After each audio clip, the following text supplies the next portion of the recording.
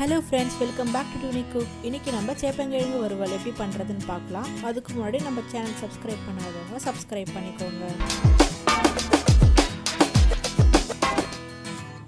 சேப்பங்கிழங்கு வறுவல் பண்ணுறதுக்கு நான் ஒரு 1/4 கிலோ சேப்பங்கிழங்கு நல்லா வாஷ் பண்ணிவிட்டு குக்கரில் 3 விசிலுக்கு வேக வச்சு தோல் உரித்து இந்த மாதிரி கட் பண்ணி எடுத்துருக்கேன்.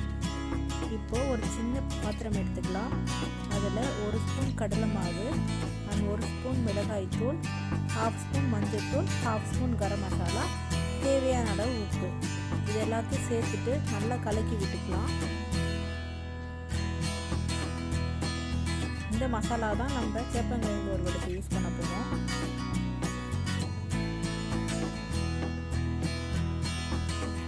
இப்போ கொஞ்சமாக தண்ணி ஆட் பண்ணிக்கலாம். ரொம்ப திக்காகவும் இருக்கக்கூடாது. இன்னும் கொஞ்சம் தண்ணி ஆட் பண்ணி நல்லா கலக்கி விட்டுக்குவேன்.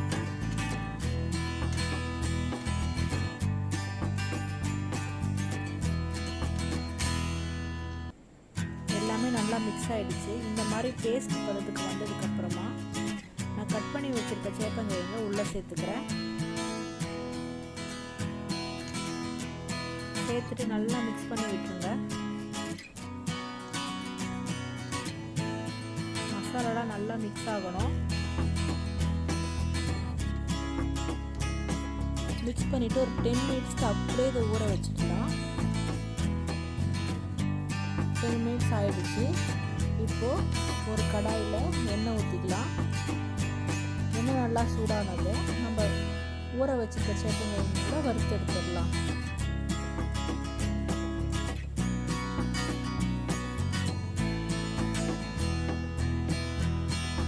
ஒரு சின்ன ஸ்பூன் வச்சு கலக்கி விட்டுக்கலாம்.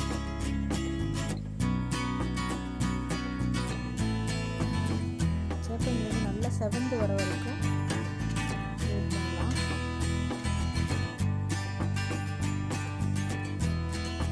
நல்லா கலர் மாறினதுக்கு அப்புறமா அதை எடுத்து ஒரு பிளேட்டுக்கு மாற்றிக்கலாம்.